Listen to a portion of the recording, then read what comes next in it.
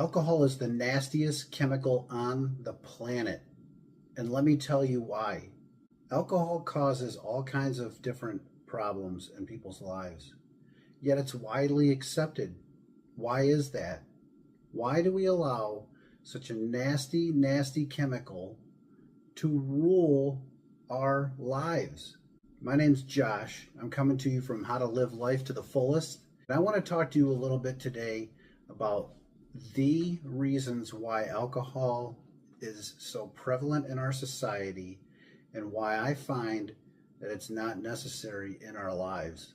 Many countries around this world are now telling the truth to their citizens. Alcohol is linked to many different cancers. Alcohol is not good in any amount. That's what I found in my sobriety. I found the longer that I went without alcohol, the better I felt. I didn't think it was a coincidence that I felt that way. The more I learned about the insidious ways of alcohol, I found true freedom in my sobriety, to the point where if I turn to alcohol again, I can assume that my life is going to go right back to the same hell that it was as a drinker. There was a time when alcohol was good, and there was a time when I really enjoyed being a drinker. But for the most part, the reason I enjoyed being a drinker so much was because I was addicted to it. I looked forward so much to those binge drinking sessions. I anticipated it. And it's one of those things where drinking causes us this chemical reaction. So when we think about our drinking session coming up, it raises our dopamine levels and it causes us excitement. It causes us to be excited about drinking. We have a good time. We're either with our friends or we're out on our own, but we're having a good time with our drinking.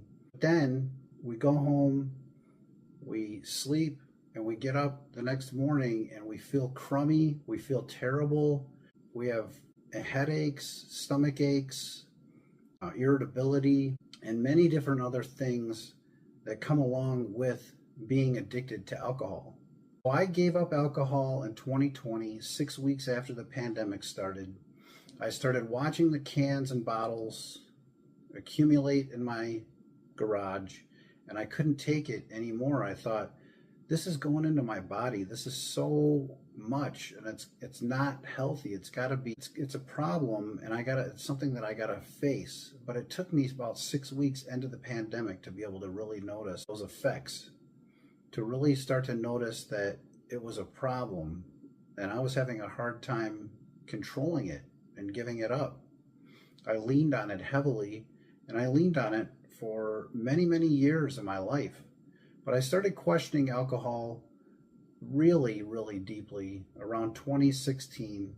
And it took me some therapy. It took me getting better in my relationships with my family. It took me working on other aspects of my life before I was really able to confront the real issue, which was the alcohol. I have all these props up here, and I'll get to those momentarily. You're probably wondering, why do I have beer and pop and chips and chocolate and that kind of thing? I'll tell you, the reason that alcohol is so widely accepted is that because it makes us feel good, or so we think. You know, we're in these situations where we're social with it, we're having a good time, we use it to celebrate, we use it on these occasions where it's a good time. And for me, I drank mostly in solitude. So I would kind of, in my mind, reach for those good feelings with a bottle of alcohol. It didn't matter what I was doing or what I was going through, the alcohol was there to help me feel good about where I was in my life. And I used it as an escape. And I used it to numb the pain, to kind of sweep things under the rug, and to kind of help me feel better about where I was in my life and my life circumstances. And I think there's a lot of people in this world that also use alcohol for that same reason. Some people can drink one and be done, and some people can have one or two and just be done. Some people can have a glass of champagne once in a while and never drink again. That wasn't me, and I think that there's a lot of people in this world that can relate. So, how about you? Were you a drinker? Are you a drinker? Are you questioning your alcohol? I find that it's a good place to be. Somebody once told me, you can't unlearn what you already know. And he was referencing sobriety and really what I've learned in my sobriety and reading books about it and reading material on it, quit lit, and that kind of thing. He wasn't wrong. If you look at it and you really find out what the truth about alcohol is, I think you'll find out that it's really not a good habit to form. If you're like me and it was more than just a habit, then you'll find that it's really, really worth questioning. This is why I brought these props here. I really just wanted to show that there's a lot of different non-alcoholic beers now. This happens to be Corona, non-alcohol. And I haven't tried this yet. I really had planned on getting a Guinness and a Stella. Those are kind of my two favorite non-alcoholic beers, but they taste exactly the same for the most part that the other ones did. And I was gonna try this and show you, but there's Verner's. This is my favorite ginger ale. We've got a bag of chips, and we've got dark chocolate. And these are the kinds of things that aren't necessarily healthy for us either, but they're healthier for us than alcohol. Like I said, alcohol is an insidious chemical. I find that if we just question it and start to look at these things as if it's a reality instead of sweeping it under the rug and knowing that it's a carcinogen, and it's right up there with smoking, it's right up there with other drugs. Alcohol is so widely consumed that we just normalize it. We don't really know what's going on in other people's lives. How could we? And if they're struggling with it, then we can help. I feel like I can help in that situation. So let's give this Corona a try. And cheers.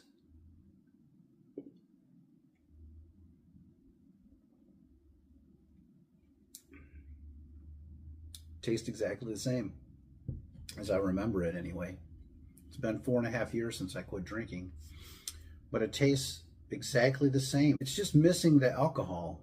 And what I find is that the beauty of sobriety for me has been the fact that when I quit drinking, I always had kind of stomach issues, but as I went into my sobriety, I started taking notes on things that really bothered my stomach, because those kinds of things I usually just blamed the alcohol, but there were things that I would eat or drink that would bother me in my sobriety, and I thought, wow, maybe that was really what was upsetting my stomach in the first place. And so I started a list of things that really bothered me.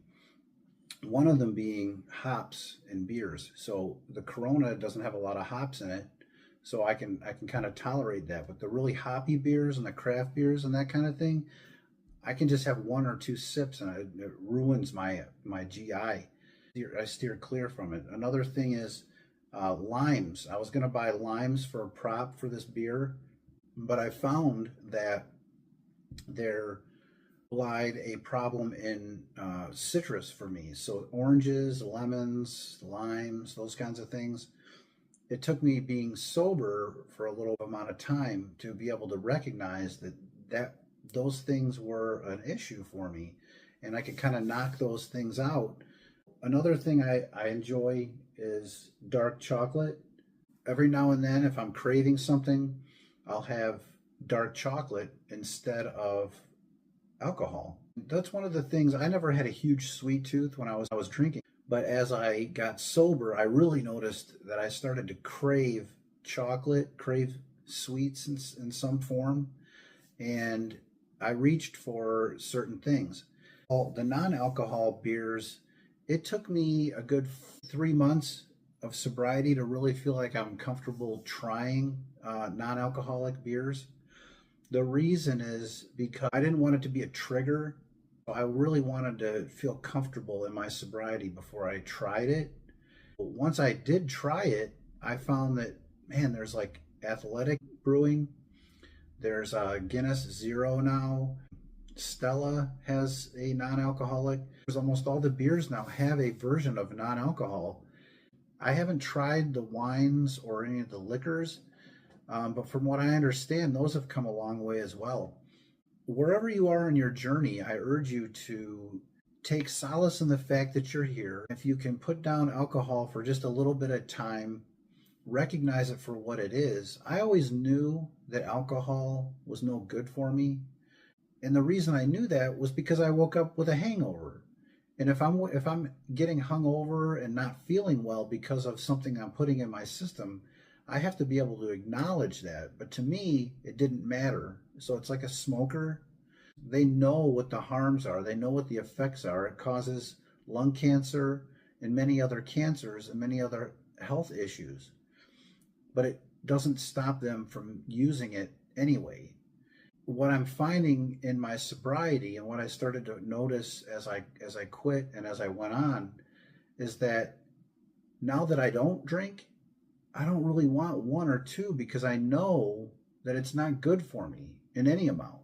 And I kind of wish the United States would follow the lead in countries such as Canada, Ireland, because they're starting to put warning labels on alcohol and tell you that there is cancer risks. It's not just health concerns or pregnancy concerns.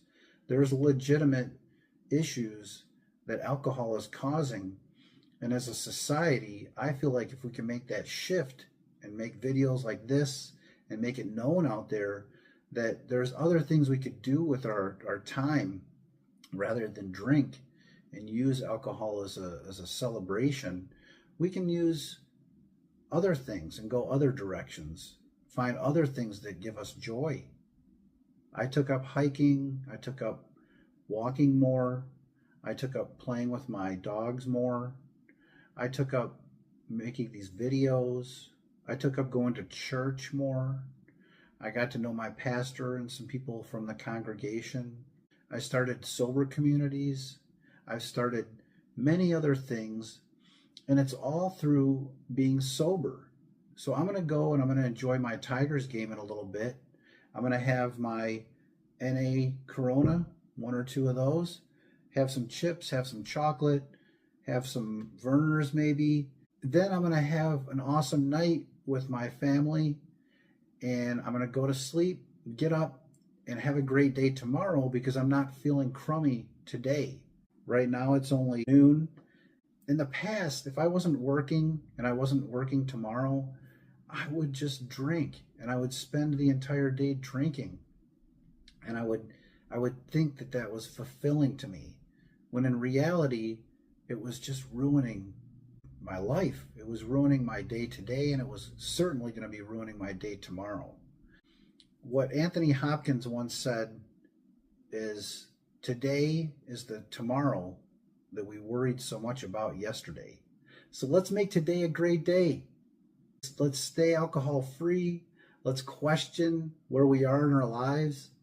And let's just embrace life and live life to the fullest. Hope everybody has a great day. Talk to you soon.